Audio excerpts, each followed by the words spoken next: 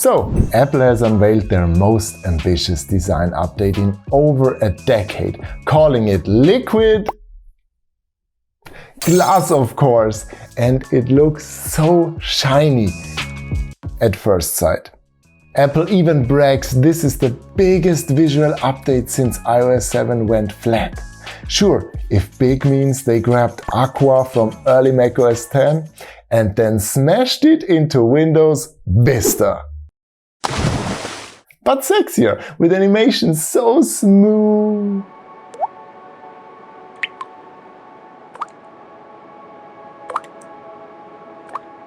Sorry, I forgot what I was doing because I got hypnotized. But the moment you try to read anything, this mirror cabinet interface cracks, blinds my typographer's heart and slices straight through it.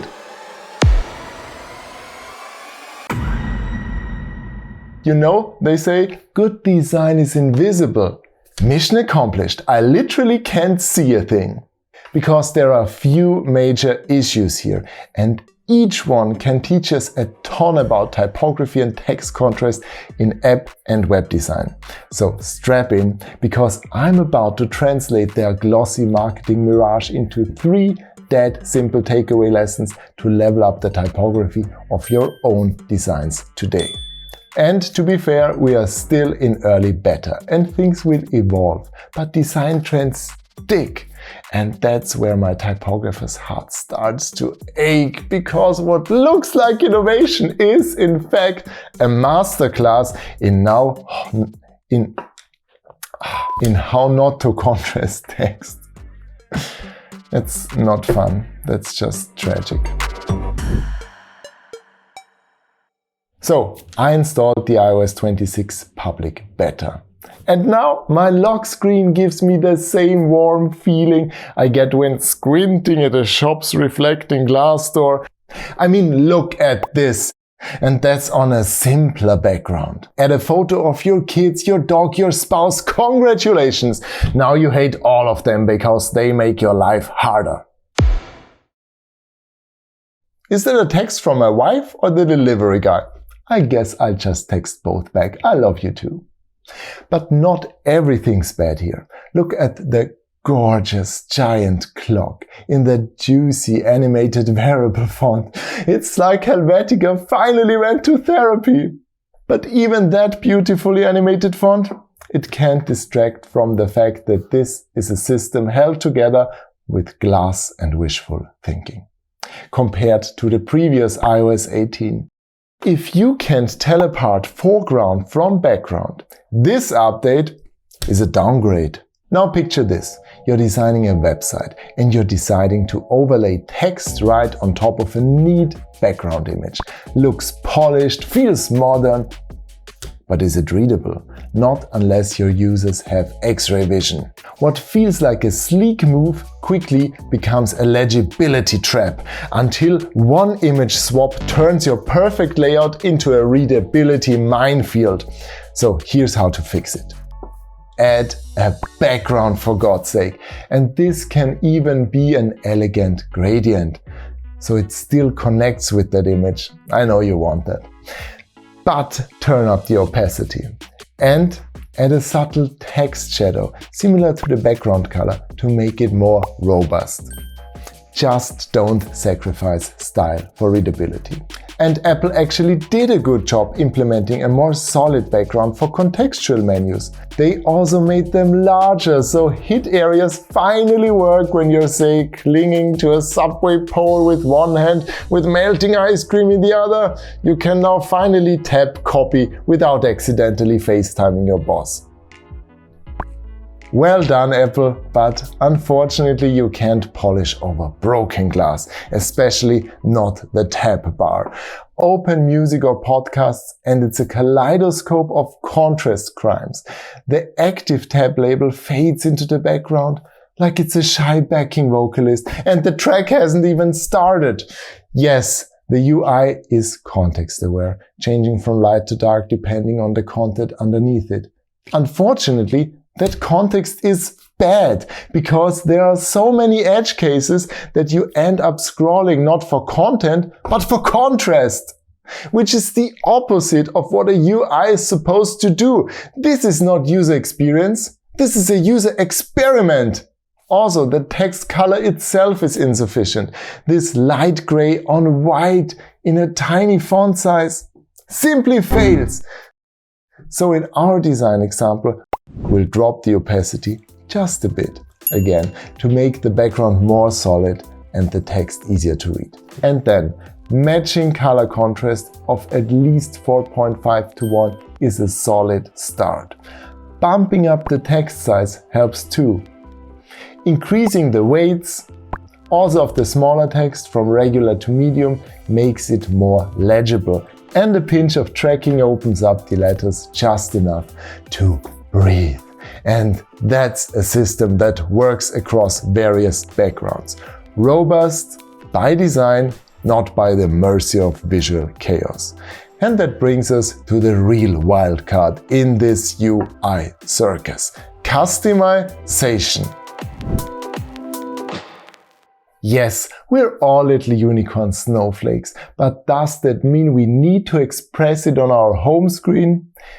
Apple gives you now the option with clear or tinted styles. Cute! Except now finding your apps feels like trying to assemble a smashed vase, blindfolded. Everything starts to blur together, icons lose their distinction, and suddenly you're spending more time hunting for apps than using them. Sure, a power user might finesse this into something stylish, but most won't. Takes 5 minutes to make it look good, takes 5 seconds to turn it into a sad jellyfish orgy. And don't get me wrong, I'm all for giving users options, but this feels less like freedom and more like Apple handing you a sledgehammer, pointing at your own interface and saying, "Go on, smash it!" Now back to our design example. If content changes because someone uploads a different image, you could blame them. Or you could build a system that protects them. So don't design only for when things go right. Design for when things go wrong. Either strip options so they can't break it, or offer a dedicated mode that handles edge cases and alternatives gracefully. What this all really shows is that contrast, more than font choice, is key to readability. You can have the most legible, award-winning typeface in the world, but stick it on a busy rainbow unicorn background at 40% opacity, and you're basically designing in Braille. And if that sounds frustrating for most people, imagine what it's like for users who rely on accessibility to even begin navigating your interface. Luckily, Apple, our accessibility champion, didn't forget us. Of course not. Just go to Settings, Accessibility, Display and Text Size, Reduce Transparency. Boom! Now you have a UI you can actually use. Not just if you've low vision, but if you're tired, are on a shaky bus, or you're outside with 3% battery in bright sunlight. If you don't know or can't find those settings, you're stuck with a product that's harder to use for more people by default.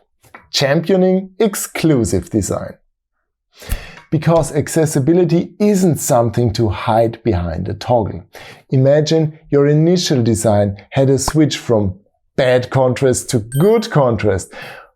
Would really everyone find it? Would you want to maintain two designs?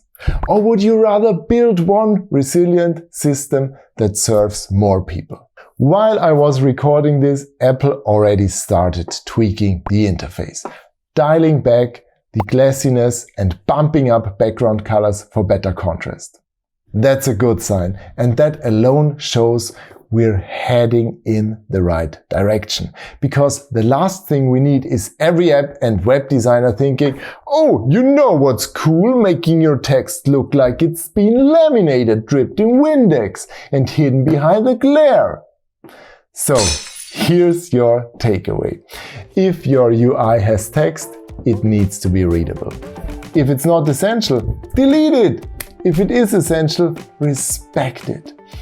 Blur and transparency can be slick, but only when done right and when sufficient. Add a subtle background, tweak the text size or weight, and check your color contrast for God's sake. So if you're not sure whether your design hits the right balance, I offer free type checks. I'll give you honest, practical feedback and help you spot where legibility goes blind. Because design isn't just about looking cool, it's about being understood, even if that means breaking some glass. Now, if you want to check out more about color contrast, watch this video here next. Imagine what it's like for users who rely on accessibility to even navigate your interface. Accessibility. I'm already tired.